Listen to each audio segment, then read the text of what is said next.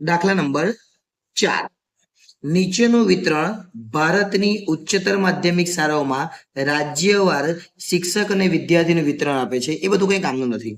આપણે બે વસ્તુ શોધવાનું છે, એક બહુલક અને એક મધ્યક, અને બંનેના માપનું અર્થઘટન કરો. બહુલક શોધવા માટે તો આમાંથી જ ખબર પડી જાય આપણને. સૌથી મોટી આવૃત્તિ આપેલી હોય આપણને એ આપણે લખી દેવાની. સૌથી મોટી આવૃત્તિને આપણે શું લખીએ? F1. એટલે આપણે F1 બરાબર 10. પછી આપણે F0, પછી આપણે F2 લખીએ. F0 એટલે આની ઉપર કેટલા છે? 9. F2 એટલે એની નીચે કેટલા છે? 3. ત્યાર પછી આપણે L શોધવો પડે. L એટલે આની સામે જે આપેલો આ એ વર્ગ લંબાઈ કહેવાય. એટલે આ આપણો વર્ગ છે. તો L શોધવા માટે આ 30 આ બે જોઈ લેવાનું. 30 + 30 એટલે 30 + 30 ભાગ્યા 2 એટલે 60 ભાગ્યા 2 એટલે 30 જ આવવાના છે. આ બંને સરખા હોય તો એ લઈ જ લેવાના, પણ અહીંયા 29 હોય તો 29 + 30 એટલે 29.5 આવે. એ સમજાવવા માટે કહ્યું. પછી એક જોવાનો h. h એટલે આની વર્ગ લંબાઈ લેવાની. આ બંને વચ્ચેનો ગેપ લેવાનો. આ બંને વચ્ચેની વર્ગ લંબાઈ કેટલી છે? તો આ બંને વચ્ચેની વર્ગ લંબાઈ 5 છે. એટલે અહીં લખી દેવાનું 5. બસ બહુલકનો જવાબ આવી ગયો. પછી આપણે મધ્યક શોધીશું. એટલે લખવાનું બહુલક બરાબર શું લખવાનું? L વત્તા F1 - F0 અને છેદમાં 2F1 આ જે ઉપર છે લખેલું એ જ લખવાનું, F0 અને પછી છેલ્લે F2 ખાલી લખી દેવાનું અને ગુણ્યા h. L આપણી પાસે છે જ. L આપણે શોધેલો કેટલો? 30. એટલે લખી દઈએ આપણે 30. બધી વસ્તુ જોઈ લઈએ એકવાર. L 30 છે એટલે અહીંયા લખી દઈએ 30. F1 કેટલો છે? તો 10 છે. F0 તો 9 છે. પાછું એ જ નીચે રિપીટ કરવાનું છે, પણ 2 સાથે ગુણાકાર. 2 × 10 - 9 અને F2 કેટલા છે? તો F2 3 છે એટલે 3 લખી.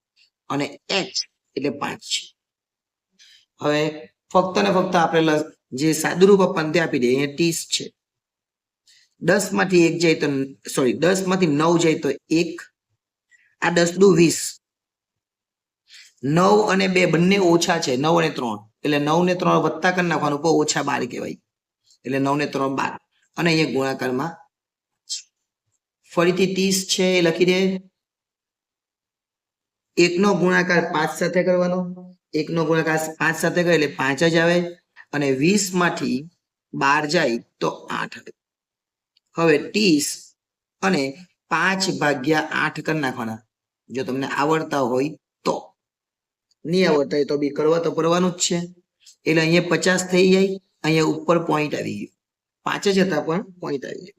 હવે 8 6 48, 2 વૈધા 0, 8 દુ 16, 4 વૈધા 0, 8 50 40.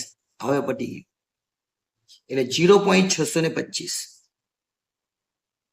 એટલે આપણો જવાબ કેટલા આવે? 30.625. આપણો જવાબ આવે 30.625. આટલું લખે તો પણ ચાલે અને 30.63 લખો તો પણ ચાલે, કે પાછળ 5 છે એટલે આમાં 1 ઉમેરી દેવાનું. પણ આ લખે તો પણ ખોટું નથી. એટલે એક દાખલો આપણે શોધી કાઢ્યો. કયો? બહુલક. બીજો દાખલો શોધવા માટે આપણે થોડી ગણતરી કરવી પડે. એટલે કોરું પેજ લઈ લઈએ. આ કોરું પેજ આપણે લઈ લીધું. હવે આપણે મધ્યક શોધવા માટે આપણે લખવાનો અહીંયા વર્ગ અને બાજુમાં લખવાનું આપણને FI આપેલી છે એ આવૃત્તિ. લખતા છે. પહેલું 15 થી 20 છે એમાં 3 એટલે અહીં લખીએ 15 20 એની બાજુમાં 3. પછી 20 25 એની બાજુમાં 8. પછી 25 30 એની બાજુમાં 9. પછી 30 35 એની બાજુમાં 10. આ બધું આપેલું એ જ લખવાનું છે, બીજું કંઈ લખવાનું નથી. પછી 35 40 એની બાજુમાં 3. પછી 40 45 એની બાજુમાં 0. પછી 45 50 એની બાજુમાં પણ 0. અને પછી 50 55 એની બાજુમાં 2. હવે તમારે જેમ લખવું હોય તેમ આ રીતના ખાલી ઉતારી દીધું. આપણે કોષ્ટક બનાવવાનું છે, એ કોષ્ટકને બનાવવા માટે આપણે આ ઉતારી દીધું. પહેલાનો સરવાળો કરી દેવાનો. એને સિગ્મા FI કહેવાય. શું કહેવાય? Sigma FI. જે કદાચ આપણને દાખલામાં જરૂર પડે એટલે અહીંયા સિગ્મા FI આપણે કરી નાખીએ. એને n પણ કહેવાય. સરવાળો એટલે n પણ કહેવાય. 3 ને 8 11, 11 ને 9 20, 20 ને 10 30, 30 ને તો 33 ને 2 35 થાય એટલે લખી દેવાનું 35. હવે શોધવાનું મધ્ય કિંમત જેને કહેવાય xi. શું કહેવાય? xi. કેવી રીતના? તો આ બંનેની વચ્ચેની સંખ્યા એટલે 15 ને 20 નો સરવાળો કરવાનો. હવે લખીએ જો 15 વત્તા 20 ભાગ્યા 2. 15 વત્તા 20 એટલે 35, 35 ભાગ્યા 2 એટલે 17.5. કેટલા આવે? 17.5. એ લખી દેવાનું. હવે આ બેનો સરવાળો કરવાનો. 20 વત્તા 25 ભાગ્યા 2 એટલે 45 ભાગ્યા 2 એટલે 22.5. અહીં લખી દેવાના 22.5. હવે આ બધામાં તમે જુઓ બધાની વર્ગ લંબાઈ એટલે બધા વચ્ચેનો ગેપ કેટલો છે? તો બધા વચ્ચેનો ગેપ 5-5 નો છે. તો આપણે આમાં બી 5-5 નો ગેપ લખીશું. 17 ને 5 22 અને નિયમત પડે તો હવે 7 નો આંકડો એટલે કે આ 17 27 22 તો 32 એવું બી ચાલે. અને 5-5 ઉમેરતા જવાનું. આમાં 5 ઉમેર તો 37, ફરીથી 5 ઉમેર તો 42, 5 ઉમેર તો 47, ફરીથી 5 ઉમેર તો 52. બસ પટી. હવે કોઈ પણ એક સંખ્યાને આ કેટલી છે? 1 2 3 4 5 6 7 ને 8. કોઈ પણ એકને આપણે એ ધારી લેવાનું. તો સમજો કે આપણે અહીંયા એ ધારી લીધો એટલે એ કોને ધાર્યું આપણે? 37.5. તો જેને એ થાય ને અહીંયા યુઆઈ શોધવાનો છે. યુઆઈ બરાબર xi માઇનસ a છેદમાં h. હવે કઈ વિચારવાનું નથી, અહીંયા 0 મૂકી દેવાનું. જેને એ ધારે એની સામે 0, ઉપરની જેટલી પણ સંખ્યા છે એને ક્રમમાં માઇનસમાં લખી દેવાનું. 1 2 3 4. નીચે પણ પ્લસમાં લખી દેવાનું. એટલે પૂરું થઈ ગયું. હવે આપણે કરવાનું fi ui એટલે કે fi અને ui 3 ચોક 12 પરંતુ માઇનસ, 8 તારીખ 24 પરંતુ માઇનસ, 9 દુ 18 પરંતુ માઇનસ, 10 એકુ 10 પરંતુ માઇનસ, 3 ગુણ્યા 0 એટલે 0, 0 ગુણ્યા 1 એટલે 0, 0 ગુણ્યા 2 એટલે 0 અને 3 દુ 6. ઓછા ઓછાનો સરવાળો ને વત્તા વત્તાનો સરવાળો. આ તો વત્તા ખાલી 6 જ છે તો આનો સરવાળો કરી દેવાનો. આ 18 અને આ 12 એટલે 30 કહેવાય, 30 ને 10 40 કહેવાય, 40 ને 20 60 કહેવાય, 60 ને 4 64 કહેવાય. એટલે લખવાના -64 અને વત્તા તો 6 છે. 64 માંથી 6 ને આપણે કાઢી નાખવાના.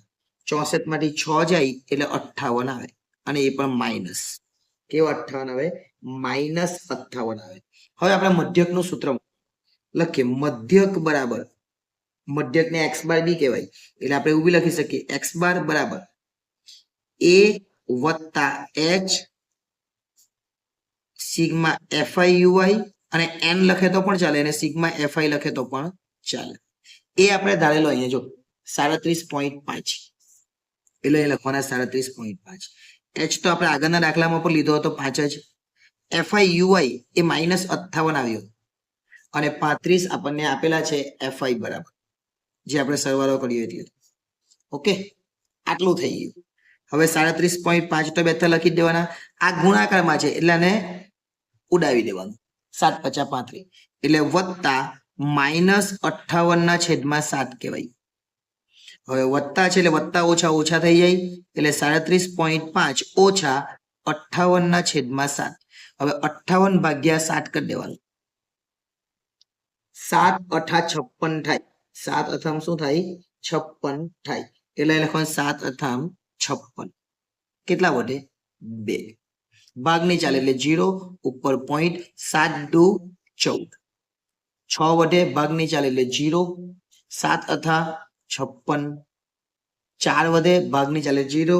એટલે આ તો વધ્યા જ કરવાનું એટલે આ તો આગળ ચાલ્યા જ કરવાનું. તો આપણે આ 2 પોઈન્ટ લઈ લેવાના એટલે 37.5 ઓછા અહીંયા એક જ પોઈન્ટ છે એટલે એક જ લેવું હોય તો બી ચાલે. જો અહીંયા કેટલા પોઈન્ટ છે? 37.5 એનો મતલબ કે એક જ પોઈન્ટ છે તો આપણે એક જ લઈએ તો બી ચાલે, પણ આપણે 8.28 બંને લેવાય તો બી વાંધો નથી. હવે 37.5 જે છે 37.5 એમાંથી 8.28 ને બાદ કરી દેવાનું. અહીંયા 50 ગણી લેવાના, 2 આંકડા છે એટલે. અહીંયા 50 માંથી 28 જાય તો કેટલા આવે? તો 50 માંથી 28 જાય તો 22. જો ડાયરેક્ટ જ કરી નાખ્યું. 37 માંથી 8 જાય તો 29 આવે એટલે આપણો જવાબ આવે 29.22. 29.22 આ આપણો જવાબ. એટલે આ પણ ખૂબ સરળ રીતે એકદમ ઈઝી રીતે દાખલો થઈ જાય. અને આવો દાખલો ઘણી વખત પૂછાયો છે. બે વસ્તુ આપણે શોધવાની હતી. એક આપણે બહુલક શોધવાનું હતું અને એક આપણે મધ્યક શોધવાનું. એટલે વિડીયો ગમ્યો હોય તો લાઈક કરી દેજો અને ચેનલને સબસ્ક્રાઇબ કરવાની બાકી હોય તો સબસ્ક્રાઇબ પણ કરી લેજો. આભાર.